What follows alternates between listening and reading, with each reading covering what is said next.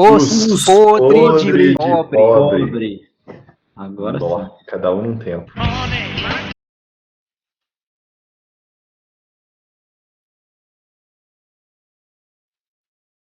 É isso aí, vamos pro quinto episódio. E aí, Maurílio, já tem massa crítica? Acho que não, né? Muito Acho que a pouco, né? gente acho que a gente ainda está com o número de ouvintes menor que o número de episódios. E menor do que o número de participantes dos episódios também, né? Eu acho que o último foi 2 ouvintes, nós somos 3, então tem alguém aí que tá devendo.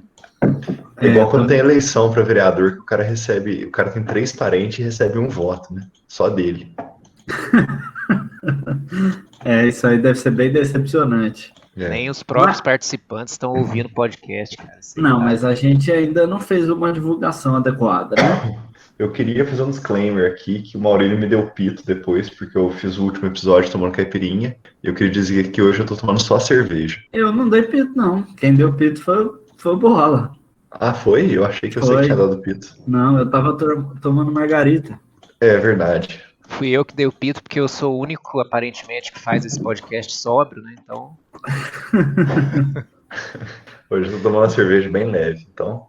gente, antes da gente ir pro tema, né? Que hoje a gente vai falar de uma empresa, tem que ir pra sardinhagem da semana, né? É a sua vez, né? E é a minha vez. Bom, vamos lá. A minha sardinhagem não vai ser uma coisa de investimento, é mais um delírio de consumo. O ano é 2009.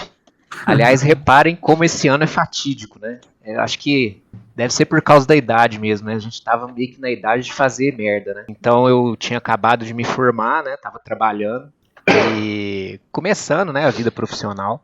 E aí, só que a gente permanece querendo viver alguma coisa da época universitária, né, e tal. Então eu fui para um evento em Jabuticabal, um evento de jogos universitários chamado Engenharias. E beleza, tava lá curtindo o evento, né, indo nos jogos, indo nas festas.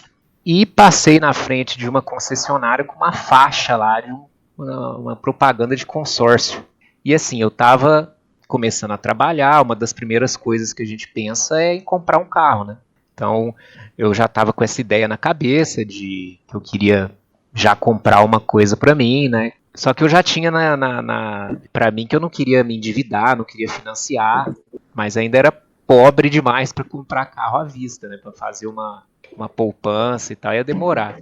E aí eu nesse evento aí, eu andando lá na rua com os amigos, passei na frente da concessionária, vi aquilo, falei, vou dar uma olhada, vou entrar e vou A dar uma hora é olhada nisso aí. agora. Sei lá, não me passou na cabeça que eu tava em outra cidade, que eu tava longe, que eu tava, sabe, lugar nada a ver. As ideias de viagem.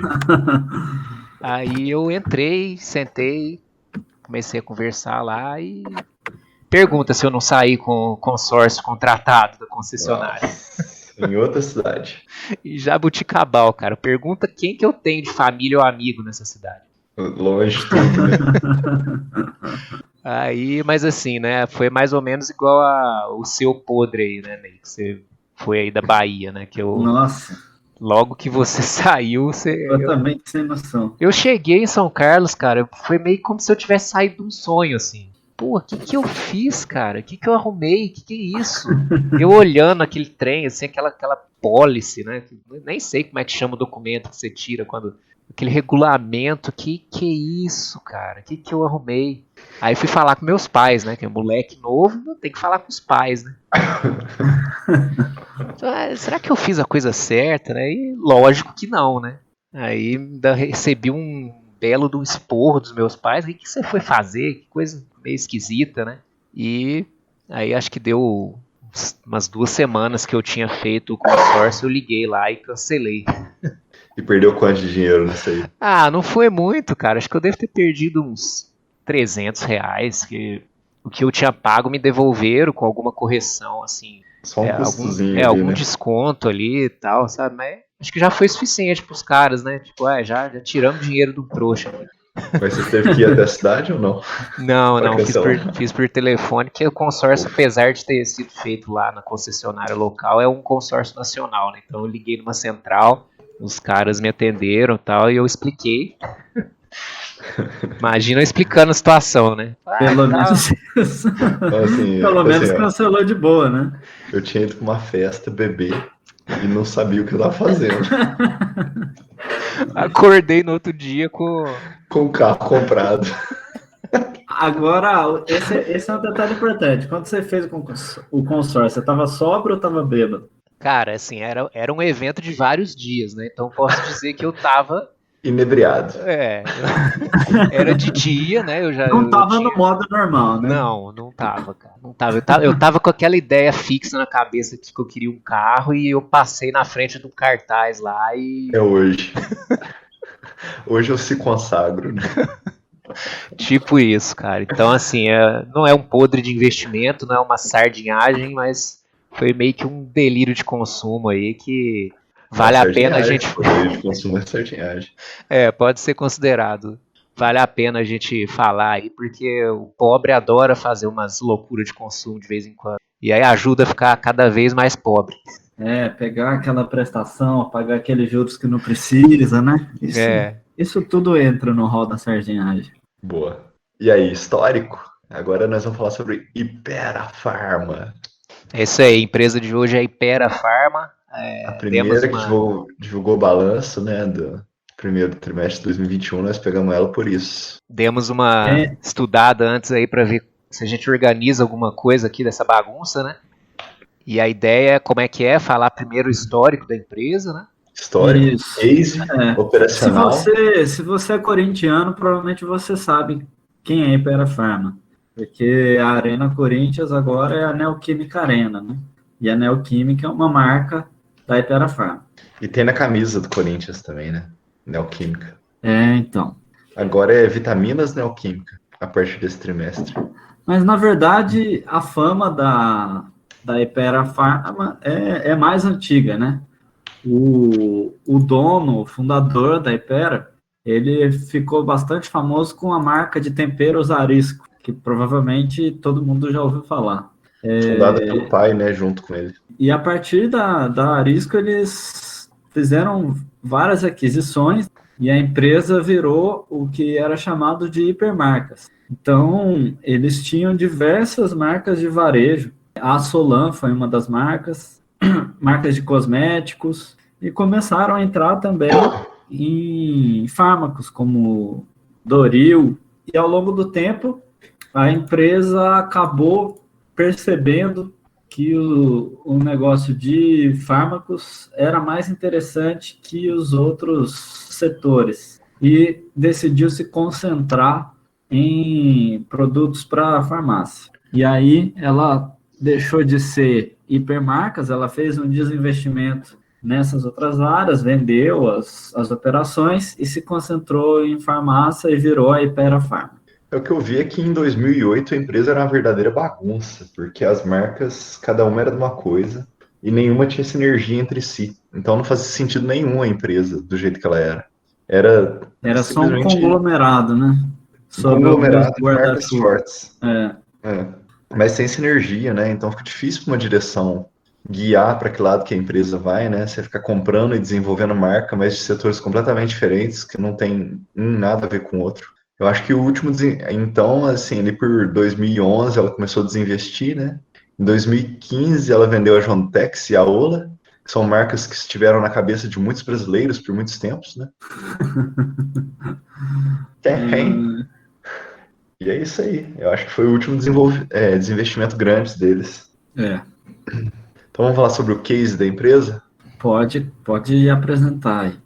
Não, pode falar vocês, primeiro porque... pros pobres aí, o que é o case da empresa. O case da empresa. O case é um modelo Fala que de o case negócio. não é aquela malinha que a gente leva. Isso, o case é um modelo de negócios. É basicamente como que a empresa trabalha para ganhar dinheiro e dar dinheiro para os pobres.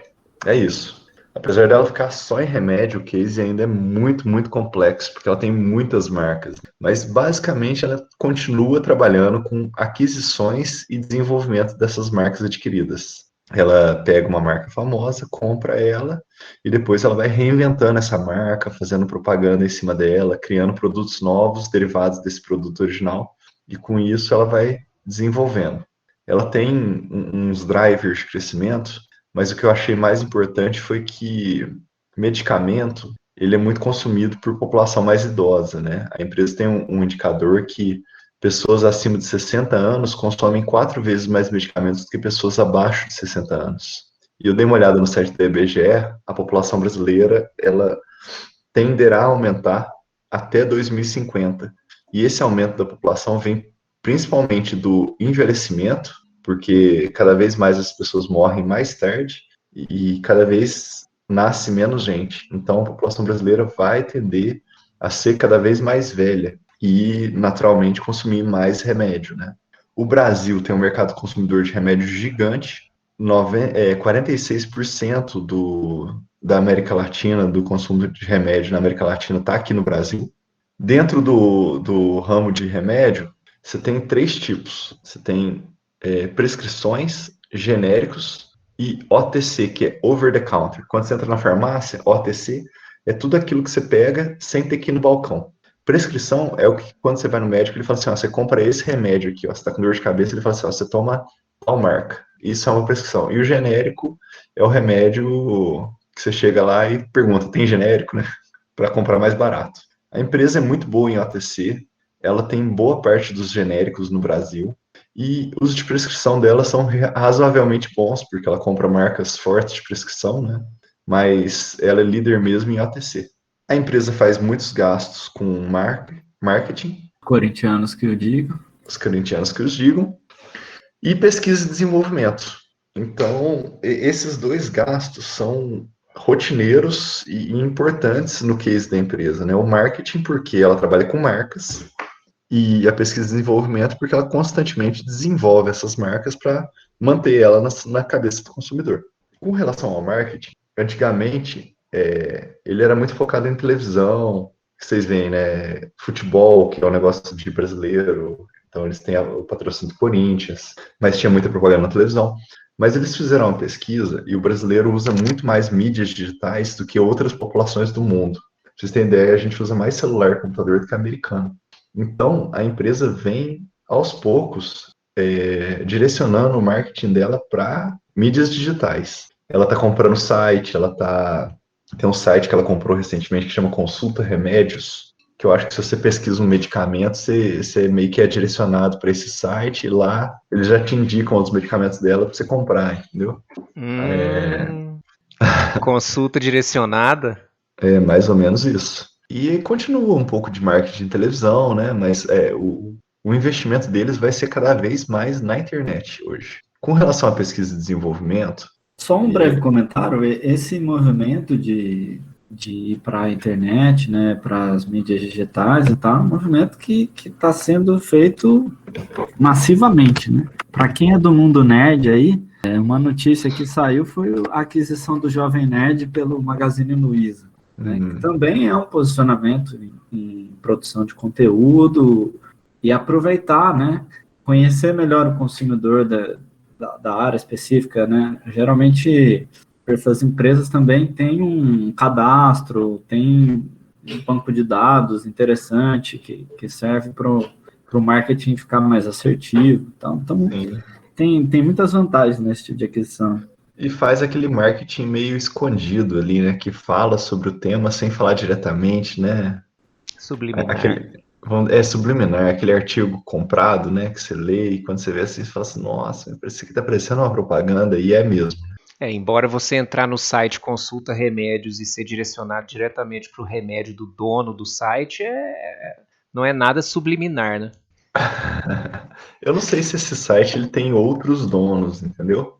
Mas ela se posicionou nele agora, porque não pode ficar de fora de um desse, né? Dos maiores sites do Brasil no tema, então. Agora me tira uma dúvida bem básica desse case aí.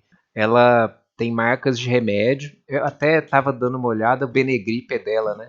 Benegrip É, e outros. E Benegrip é um remédio que eu até gosto bastante, para falar a verdade, é um dos únicos de gripe, de resfriado, que funciona muito bem comigo. Eu só não tomei o líquido ainda. Saiu até o líquido. Inclusive você falou aí, né, que ela faz o desenvolvimento das marcas. Quer dizer, então esse Benegrip líquido aí com certeza foi um desenvolvimento da marca do Benegrip. Eu vou chegar nisso aí. E agora me fala uma coisa. Então ela não tem fábrica de remédio, ela só tem a marca. Quem fabrica o Benegrip é outra empresa? Como é que é isso? Ela fabrica. Ela fabrica. Compra a marca e ela passa a fabricar a partir de então. Ah, tá. Então ela tem farmacêuticas aí, ela tem uma fábrica gigante lá em Goiás. Ah, tá. Que ela espalha remédio para o Brasil inteiro. Ela tem uma penetração imensa em farmácias. Mais de 90% das farmácias do Brasil ela tem penetração. Ou seja, mas ela não desenvolve, ela compra as marcas, com essa compra das marcas ela tem as fórmulas e aí ela vai e fabrica, mas não é uma farmacêutica. A pesquisa e desenvolvimento é muito mais interessante que o marketing. Ela faz parte do core business da empresa. As indústrias farmacêuticas no mundo inteiro, o que elas fazem? Elas ficam tentando desenvolver grandes remédios, grandes medicamentos. Por exemplo, agora que nós estamos vivendo a pandemia aí, estão todas as farmacêuticas tentando criar a vacina coronavírus, o mais eficiente possível. Ela não está tentando, ela não investe nisso. Por que essas do mundo fazem? Elas gastam muito com pesquisa e quando elas criam um medicamento novo, elas vendem esse medicamento caro pra caramba, né? Patenteia, vende caro pra caramba e depois elas retornam esse gasto que elas tiveram com pesquisa. A Hypera não, ela vai gastando ali constantemente com pesquisa e desenvolvimento, mas o que ela faz? As marcas que ela já tem, por exemplo, Benegrip, você me falou que você tem o Benegrip líquido agora. Ela pega a marca Benegrip e ela vai criar novos produtos em cima do Benegrip. Então ele vai criar Benegrip líquido, vai criar Benegrip sabor cereja, Benegrip sabor morango, sabor tangerina, e com isso ela vai renovando o produto e as pessoas vão consumindo aqueles produtos novos que saem. É tipo hipogloss que fede pra caramba e saiu aquele hipogloss amêndoas. Vocês já viram? Não. Eu acho que não é dela, mas tipo, hipogloss, o povo reclama que é fedido, né? E tem um que é amêndoas que o cheiro é ok. Então, o povo, assim, isso aumentou a venda pra caramba do produto. Por exemplo, ela pega um Engove, que é dela, né? E faz um Engove sabor caipirinha. Aí todo mundo passa a comprar Engove sabor caipirinha. O que é isso? Ela já tem uma marca e ela reforça aquela marca com produtos novos em torno do que já existe. Entendeu? Essa parte? Uhum. Tá. Outra coisa que ela faz. Por exemplo, existem remédios que são patenteados. Ela vai acompanhando a patente dos medicamentos e quando as patentes vão vencer, ela já desenvolve o medicamento e passa a fabricar aquele para quando acabar a patente, ela já ter no mercado um produto que pegue que atinge aquele alvo ali, sabe? Aquela molécula, né? Eles chamam de molécula. Outra coisa, em termos de genérico, por exemplo, tem genéricos que existem, de medicamentos que existem no mundo, mas que não são vendidos no Brasil. Ela pega esses medicamentos e traz para o Brasil. Ela desenvolve a molécula aqui e passa a vender esse produto que não tem aqui, né? Pega a autorização da Anvisa e cria uma linha de medicamento nova. Então tem várias formas de pesquisa e desenvolvimento assim, que vão além de criar um grande medicamento novo, né? Ela vai trabalhando as marcas fortes que ela já tem, porque as marcas dela já são fortes, já são conhecidas, então ela vai e desenvolve essas marcas para continuar mantendo elas fortes. É um modelo mais leve, né? É mais leve. De pesquisa, vamos dizer assim, ela não tem, assim, não coloca aquele peso em inovar, né? Inovação disruptiva, alguma coisa. Nada disruptivo. Engraçado que você falou de inovar e o nome da indústria de desenvolvimento dela é Inova. Então, porque pelo que você falou, né, ela pega fórmulas prontas, né, que já existem mundo afora, que não são vendidas aqui, ou ela espera patentes vencerem, ou seja, ela está sempre nas fórmulas que já existem, né? Ou ela pega uma conservadora, né? É conservadora. Isso. Ela não vai em pesquisa Blue Sky, que o pessoal fala, que é essas coisas de ponta, que é mais difícil de dar certo, mas se der certo, o retorno é absurdo. Mas uma coisa interessante da gente ver é que a pesquisa e desenvolvimento dela é tão eficiente que um dos indicadores que ela acompanha é o índice de inovação. O que é o índice de inovação? É quantos % da receita líquida de hoje que vem de produtos desenvolvidos nos últimos 5 anos por ela. E hoje esse índice de inovação é de mais de 30%. Ou seja, se você pegar a receita dela hoje, mais de 30% é de produtos que ela desenvolveu nos últimos 5 anos. internamente nessa pesquisa de desenvolvimento. Então é bem considerável, se você for pensar. Sim, bem interessante. Ela Eu vai acho que a gente pode avançar no tópico, né? Pode. Operacional, né? É, E aí, alguém quer falar ou eu... Pode seguir, Zuzo. Então tá. Então vamos falar do operacional desse primeiro trimestre, né? Que aí já entra no balanço. A meu ver, foi um operacional muito, muito forte. Ela teve uma receita líquida e o EBITDA bem aumentados, né? Todos os indicadores dela vieram bons. Os principais para mim, receita líquida, EBITDA e lucro líquido, né? Nesse caso. Ela tem uma margem bruta maior do que 60%. Isso é uma margem bruta considerável, né? Quando você pega o que ela receitou e tira os gastos com pesquisa e desenvolvimento, você chega nesse valor de mais de 60%. O EBITDA também dela, 35%, ou seja, são margens consideráveis. Eu peguei os destaques do primeiro trimestre dela aqui no balanço. Você teve um crescimento de 43% na receita líquida, 45% no EBITDA e 28% no lucro líquido. Ou seja, foi todos os indicadores aumentaram pra caramba. Agora, esse aumento em relação ao primeiro trimestre do ano passado, né? ao primeiro trimestre de 2020, exatamente. Mas você tem que lembrar que o primeiro trimestre de 2020 não tinha entrado com força a pandemia ainda, né? Sim. E ela não foi muito impactada pela pandemia. Eu acho que esse setor de medicamentos, ele foi bem resiliente aí nesse momento, né? Porque as farmácias não fecharam, as pessoas continuaram consumindo, apesar de que o OTC pode ter sofrido um pouco, né? Porque o povo parou de sair na rua e parou de comprar remedinho à toa, né? Que não é realmente importante. Sim. Uma coisa que eu achei interessante é que quando você olha o EBITDA aumentando, uma parte desse aumento do EBITDA veio da aquisição recente dela, que ela fez uma aquisição muito grande no primeiro trimestre agora, da Takeda, e ela comprou também a família Buscopan. Vocês devem conhecer também o remédio, né, a marca. E foi essa Takeda. A Takeda foi no ano passado, né? Mas ela entrou no primeiro trimestre, se eu não me engano. Pelo menos o pagamento veio no primeiro trimestre. Foi a maior aquisição da história da companhia. Ela comprou por 3,3 bilhões de reais. Bem alto o custo. E ela comprou a marca Takeda.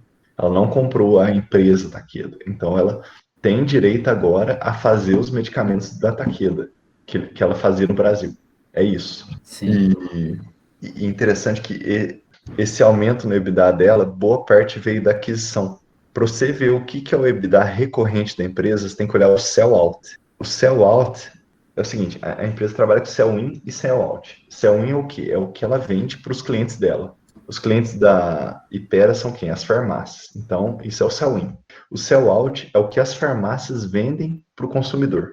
Por que é olhado o sell-out? Porque o que importa, no fim das contas, é quanto que o consumidor final está comprando de medicamento da Hypera.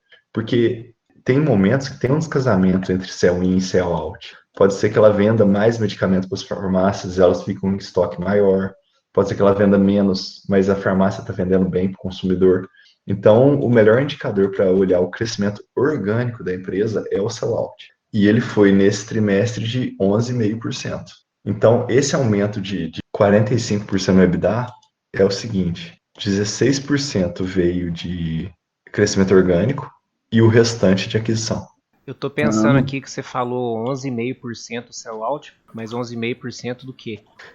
Então, ela vendeu 11,5% a mais em volume. Ah, sim, Isso. em sell-out. Isso. Só que ela teve, além dessa venda a mais, ela teve um aumento no preço do remédio dela, que impactou em 5% o EBITDA, esse aumento no preço do remédio.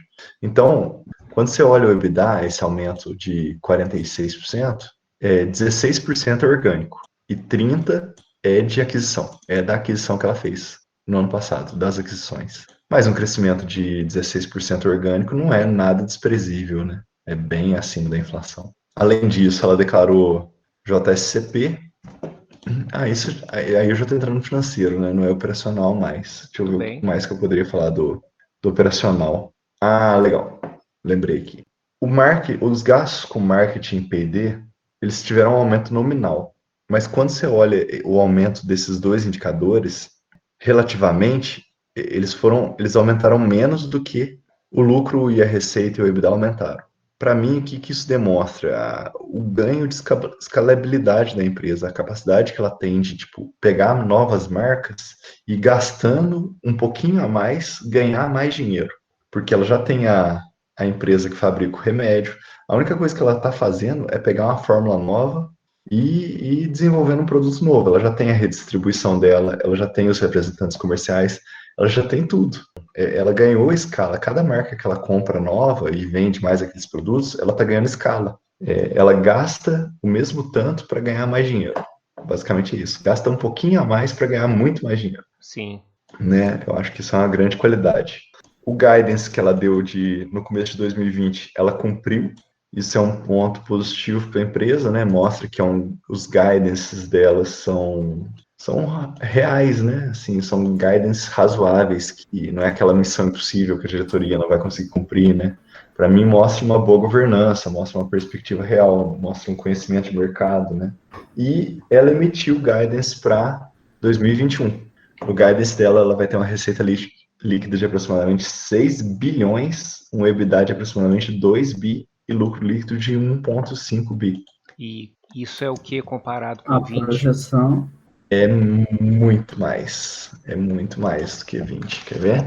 O lucro de 2020 foi 1,4? O lucro de 2020 foi 1,3. 1,3, isso, 1,36. É um aumento de 200 milhões no lucro líquido. Um aumento de 500 milhões no EBITDA e um aumento de 1,5 milhão na receita. De 4,5 para 6, o EBITDA de 1,4 para 2 e o lucro de 1,3 para 1,5.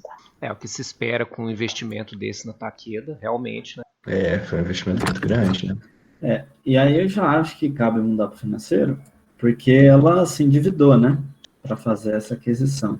Uhum. E, inclusive, se você olha a dívida bruta, ela aumentou muito, a dívida líquida também, né, aumentou em 2020, que ela já fez um empréstimo, mas aumentou ainda mais nesse ano, está em 6,6 bi a dívida bruta. Uhum. E o resultado financeiro também foi 129 milhões negativos, né? Então, o financiamento teve um efeito no caixa, mas a empresa está voando. Foi uma boa dívida, uma dívida que está gerando frutos. Essa dívida, essa aquisição foi paga com o próprio caixa que a empresa já tinha feito, né? Esse dinheiro foi captado antes, ela já tinha essa dívida, mas ela tinha um caixa gigante, né? Não, a dívida em 2020. Ela termina 2029 com 1 bilhão e 400 de dívida bruta e 2020 já está em 5,5. Isso, ela captou as debêntures e fez a aquisição com as debêntures já captadas. Então, né? Isso. Então, mas ela fez a dívida para fazer a aquisição. Sim. Ela ficou com uma dívida líquida de 5 bilhões, enorme, né? E qual que é o histórico de dívida dessa empresa? Ela vinha bem, ela vinha com dívida líquida positiva, né? Vamos dizer assim, ela vinha... Caixa líquido. Quando você pega caixa líquido, então ela vinha bem baixo, mas essa aquisição jogou a dívida líquida e o EBITDA lá para cima, jogou acima de 3. Esse indicador só teve acima de 3 lá em 2011. Mas a ideia dela não é pagar essa dívida, não. Aumentar a rentabilidade dela. Não. Tá sendo bem utilizado, assim. O primeiro trimestre mostrou isso, né?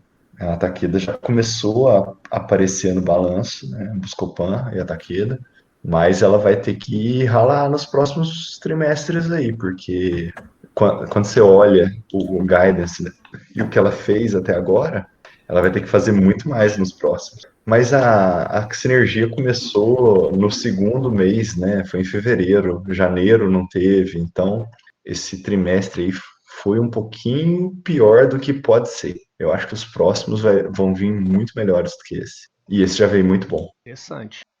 Investimento monstro desse, quando bem feito, a empresa voa, né? A empresa decola. E ela fez um guidance também para amortização da dívida. O foco deles agora é dar um pause nas aquisições, né? Já que eles ficaram com a estrutura de capital um pouco pesada, né? E o guidance deles para dívida líquida EBITDA é ficar em 2,5 até o final de 2021. E no webcast deles eu achei bem interessante porque eles fizeram um desenvolvimento de um centro de distribuição que não estava previsto no guidance, era um centro de distribuição que eles não utilizavam e eles arrecadaram 300 milhões com esse centro de distribuição. Isso pode acelerar ainda mais a desalavancagem dela, né? Então pode ser que ela consiga até o final do ano ficar abaixo de 2,5, a relação dívida líquida EBITDA. O que é impressionante, né? Você vê em pouco tempo, você bota até 2024, 2025, com certeza ela vai estar com uma situação de caixa boa para pagar essas debêntures que ela emitiu ou rolar a dívida para frente sem problemas, né? As debêntures não são muito caras, elas são de CDI, mas elas são fracionadas, né? Tem debêntures de CDI mais 1,25, CDI mais 1,5 e CDI mais 1,75. Mas vamos falar que a média aí é CDI mais 1,5, uma duration mais ou menos de 4 anos da dívida, então ela tem bastante tempo para ganhar dinheiro para pagar isso. E é uma dívida barata, né? De um prazo médio. A última coisa que eu ia falar sobre financeira é que ela tem um histórico de payout aí, mais ou menos de 50% do lucro líquido dela, né? Que ela paga na forma de JSCP. Então, ela usa esse benefício tributário aí. Eu olhei os últimos anos, eu não vi distribuição de dividendos. Eu acho que ela pega tudo que ela pode de pagar de JSCP e paga, e o resto ela reinveste na empresa e compra marcas novas e vai fazendo o que ela faz de melhor, né? Que é comprar marca, desenvolver a marca. E é bom que ela invista nela mesmo, porque o retorno que ela traz é muito maior do que o que você pode fazer com dinheiro na mão, né? E o JSCP para a pobraiada que está ouvindo é juros sobre capital pobre. Pera, juros sobre Juros capital sobre capital pobre. Pobre. Fala 10 Isso. vezes, juros sobre capital próprio, juros sobre capital próprio. Isso. Que é um pagamento com benefício fiscal, né? Sai mais barato. Na hora que você recebe lá, você paga os 15% de imposto de renda, mas pode ter certeza que a empresa gastou menos para te dar esse dinheiro aí. E quando ela distribui 20 dividendos, ela paga 20% aí. E tem a prosa aí do ministro da Economia querendo tributar dividendos, né? Então vai aumentar ainda mais o custo do dividendo. Aí pode focar nas empresas de crescimento mesmo e esquece empresa Eu achei que esse de cara fosse liberal, valor, cara. O né? que está acontecendo? Pois é, né? Aí vamos falar de política? Querendo criar CPMF. Ixi, Maria, o cara é um Vamos, perigo. vamos voltar para o tópico. E vamos falar de governança, né? Sim, Porque a Ipera, né? Como se a pessoa está antenada aí, essa questão do Corinthians, já deve ter ouvido falar que a Hipermarcas foi citada na Lava Jato, tem delação premiada de executivo, tem executivo que se afastou da empresa, então existem polêmicas aí relacionadas à governança da empresa, né? A gente vê que pelo operacional a empresa está indo muito bem agora e tal, parece ser muito bem administrada, mas teve um período que a empresa foi acusada aí de fornecer dinheiro para políticos e receber vantagens legislativas. Vocês têm algo a comentar sobre o tema?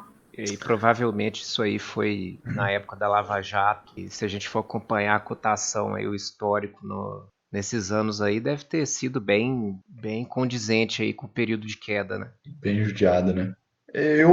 O que eu tenho a falar sobre governança é que eu assisti o webcast, né, dos últimos 2 trimestres e eu achei muito transparente a apresentação de resultados. E as perguntas dos analistas foram bem interessantes e eles responderam com muita clareza, sem tentar se esquivar, tentaram, sabe, realmente dar todas as informações que as pessoas perguntaram. Então, me passou uma impressão muito boa o webcast deles.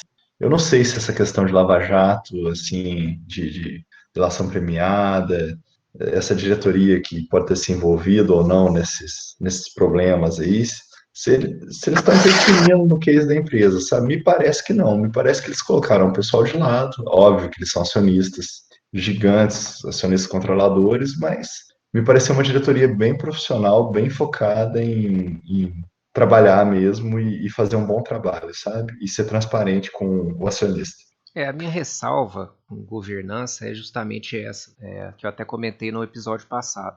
É lógico que se você tem um caso tão sério de governança estrutural dentro da empresa que pode vir a destruir a empresa é uma coisa, mas eu falei da questão da cotação justamente por isso, que se a gente for ver lá no gráfico, a empresa pode ter perdido lá 60% ou mais do seu valor de mercado, mas ela deixou de ser boa por algum caso pontual aí de corrupção na diretoria ou alguma acusação, né, alguma ligação com um caso de corrupção no governo. Aí você vai ver, a empresa continua com um operacional excelente, continua com um case muito bom, com investimentos e no final das contas, no longo prazo, a empresa gera um valor acionista aí que tanto faz o que acontece em casos de corrupção.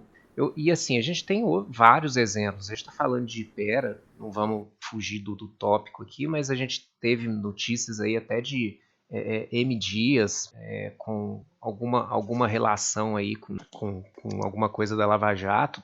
Quer dizer, se a gente for olhar esse tipo de coisa, notícias que saem no mercado e nos jornais das relações da empresa com o governo, com o legislativo, a gente não vai ser sócio de praticamente empresa nenhuma, né? O ponto é esse. Legal. Eu queria fazer um comentário antes da gente finalizar, que para o futuro, eu acho que é uma visão pessoal, é uma sugestão. Eu acho que quem for olhar a empresa nos próximos anos é muito mais legal acompanhar pelo EBITDA do que pelo lucro líquido, porque essa aquisição ela vai gerar uma amortização, uma depreciação grande, né, da marca.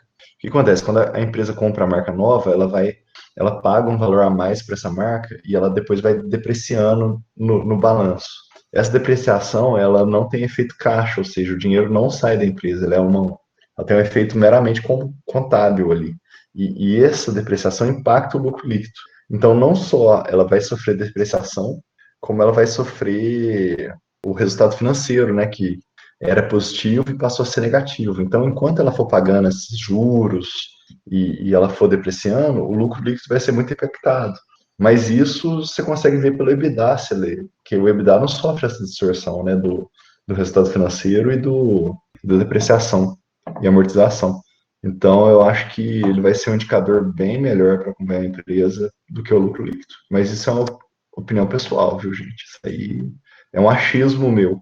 Eu não sei se vai ser mesmo, mas tende a se regular, igual aconteceu com a B3, igual acontece com toda empresa que faz grandes aquisições. Faz É todo muito melhor sentido. acompanhar pelo EBITDA do que pelo lucro líquido. Então é isso, né? Acho que podemos encerrar por hoje. Beleza.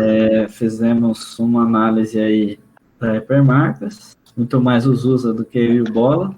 Eu E palestrei, sempre né, cara? lembrando que não se Palestrei. trata de indicação de compra, nem de venda, nem de manutenção de posição. Se você deseja ficar mais pobre do que já é só seguir o que a gente está falando. Exatamente. Somente estudo, somente referência. E caso queira comprar, vender ou fazer qualquer outra operação, a decisão é somente sua, investidor podre de pobre.